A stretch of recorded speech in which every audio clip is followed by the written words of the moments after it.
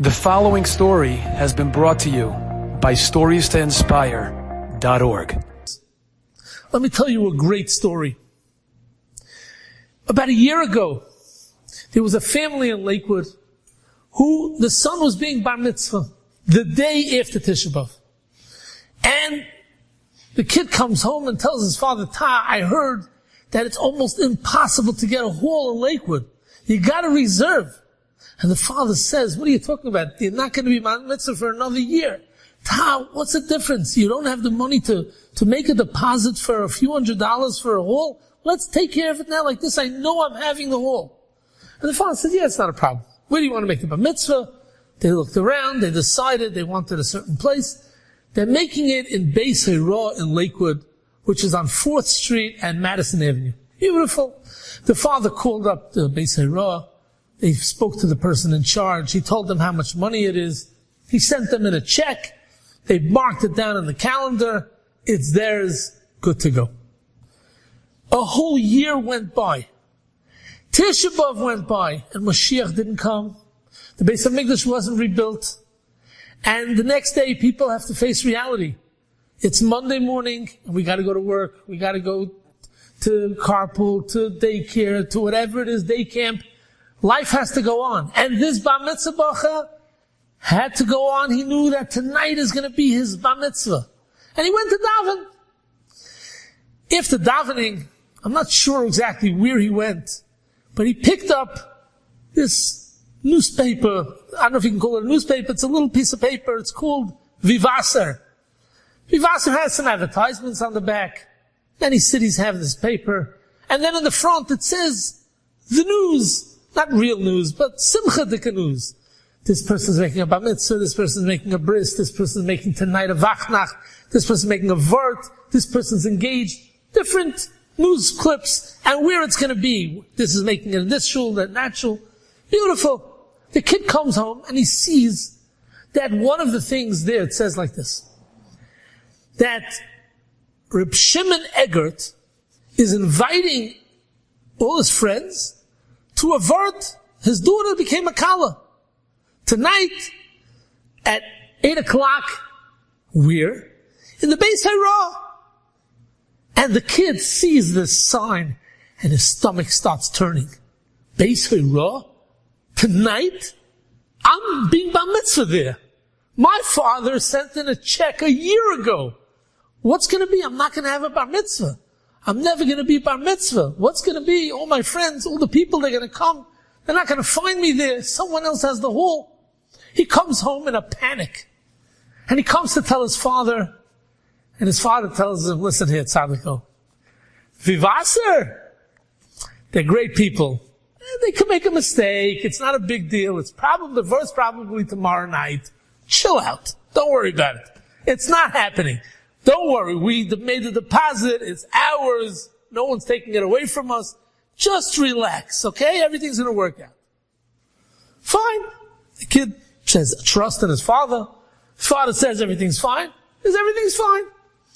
About an hour later, the father gets a phone call from his brother in Eretz Yisrael. He says, Rabbi Yosef, yeah, how are you? He says, tell me something.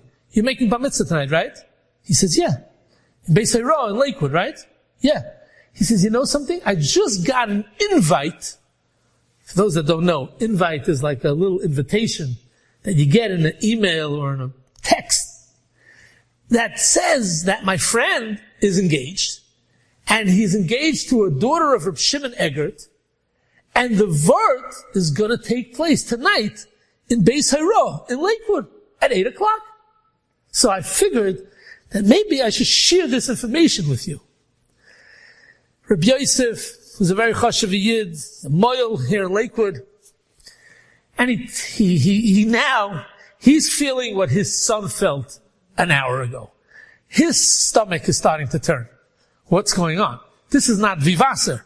This is my brother getting an invitation to a vert in Eretz Yisrael from the Chassan. This is real. People don't just send that invites by mistake, the wrong night, the wrong place. It's at least something to check out.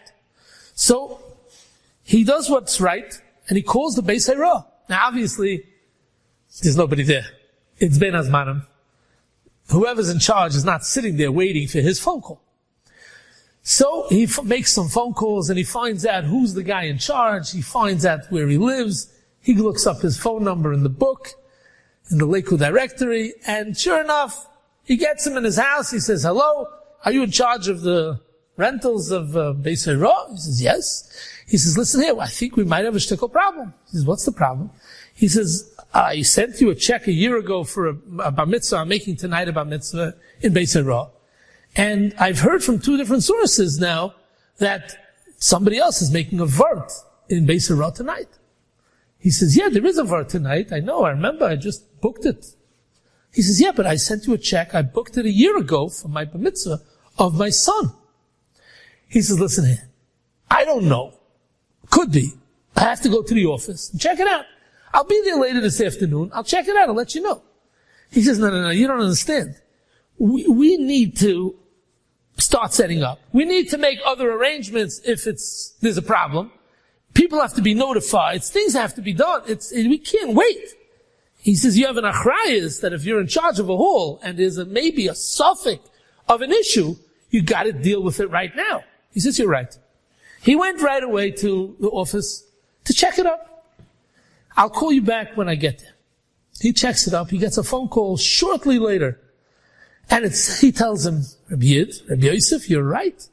We did get your check. We deposited your check. The hall is yours. I'm going to have to call Reb Shimon Eggert and tell him that he has to make his vart elsewhere. I'm very sorry that you had Agmas Nefesh, but we stand behind the deposit. And you gave the deposit. It's yours. And we'll tell Shimon Eggert, Reb Shimon Eggert, we made a mistake. We're very sorry. Rabbi Yosef tells the Yid from Beis Hara, he says, 1 second.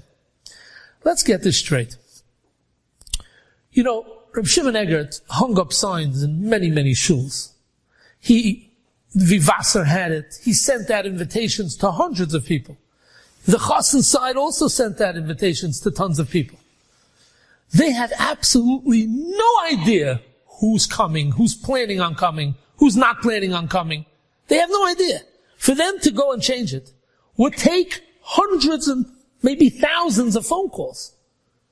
Yet, my bar mitzvah, how many people am I having? Less than 100 people. I'm having my family, my wife's family, some neighbors, my son's friends, some of my friends, my wife's friends, and that's it.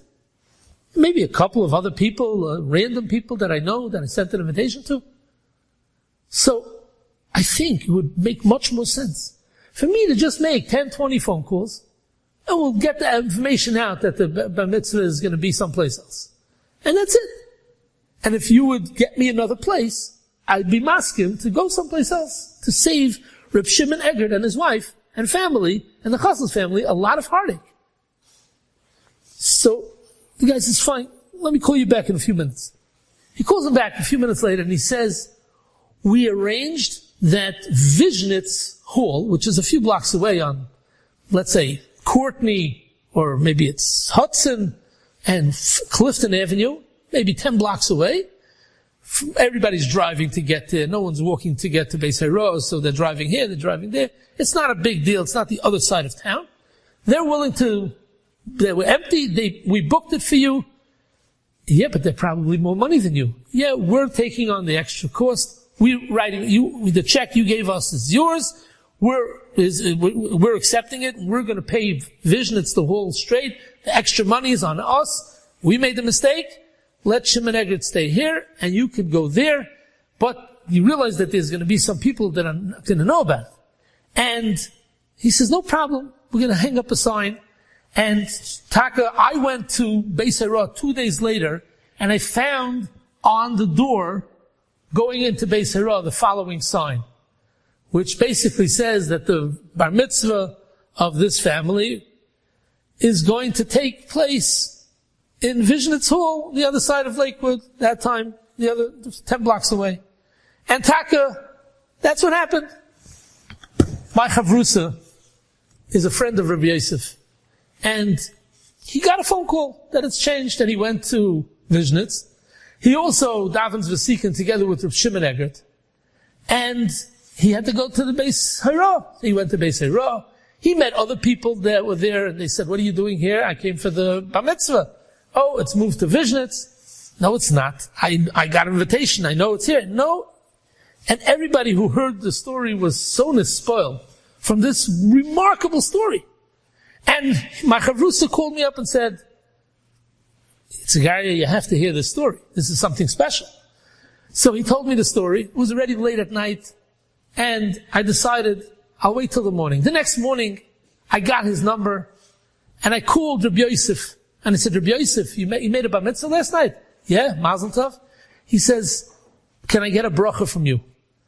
I asked him for a bracha. "I have a daughter in Shidduchim. Can you please give me a bracha that she should become a kala to the right one very soon?" And he gave me a bracha, but he said, "Why are you asking me for a bracha? What's the big deal?" So I told him, I said, "I don't know if you realize this, but this is a tremendous story of avas chinam. You don't know Shimon Eggert. You have no shaychus with him. And you're willing to give up your hall that you had for a year. You had no daigas. You spent money a year in advance to make sure that everything is good. And you had it all done in your pocket. You gave it all away. Why? Somebody else shouldn't have akmas nefesh. But you're going to have akmas nefesh. And there are some people that are going to go here and they're not going to go there afterwards. And you're willing to give it all up. Just that someone else that you don't even know, another year, shouldn't have akmas nefesh. It's an unbelievable story. And I want to tell you that I speak on Torah anytime, and every few weeks I give a shir called Stimulating Stories about the Parasha, and even stories to inspire, takes from those stories and puts it on and sends it out to thousands and thousands of Yidden to be mechazik them, and I think it would be a tremendous story to say over. He says, "I don't see the big deal, but if you want, you gesund to hate." So I told him, there's one thing that I really want to mention your name, because when people hear a story with a name, it's much more authentic. And people believe it. When you don't have a name, it could be, Nacha Maisala, Baba Maisa. So I would like to say your name, and like this, people can verify it, know that it's true. He says, no, that I have to think about, I have to ask. He called me back the next day, and he told me that he spoke to his Miyayitz, his Rav, whatever it is, and he tells me that the Miyayitz told him that of course he should say the name, because it's going to be mechazik many people, but he says, I don't understand it. He says, you don't understand that it's such a special story because that's the way you were brought up. You were brought up that this is a pashut thing to do. But most people are not brought up like that. Maybe Klal Yisrael should be holding at that madrega, and everybody should be doing this for the next person. But when when we don't act like that, and someone does act like that, it's a tremendous story. And therefore, you have to let them. He says, yeah, but I don't want the covet, and I don't want to lose the schusim. So he says, fine, so just tell them to say, Rav Yosef, a moyel from Lakewood, people want and really need to find that, they can go find that. Especially that I'm saying Reb Shimon Eggert, because he's not part of the story. So whoever really wants to verify the story can verify it. I showed you the sign, the actual sign that was hanging on the door. This is a real story with real people, everyday people, and people have such a madrega to give away something that's so sentimental. Nobody wants to give away the night of, not a month in advance can we switch halls because we live near it and it's easier for us. This is the day of the bar mitzvah. People have much better things to do, to be busy with on the day of their simcha than to start making phone calls and telling people don't go here, go there, reprogram your GPS and your Waze, whatever it should be. It's a big deal. And for someone who's in a regular Yingaman and Lakewood to do such a thing, hats off to such a person, and we should all learn from him and Taka become a better nation and draw on this avas chinam, and hopefully we're going to be able to bring Mashiach because of this great story. Enjoyed this story? Come again. Bring a friend. StoriesToInspire.org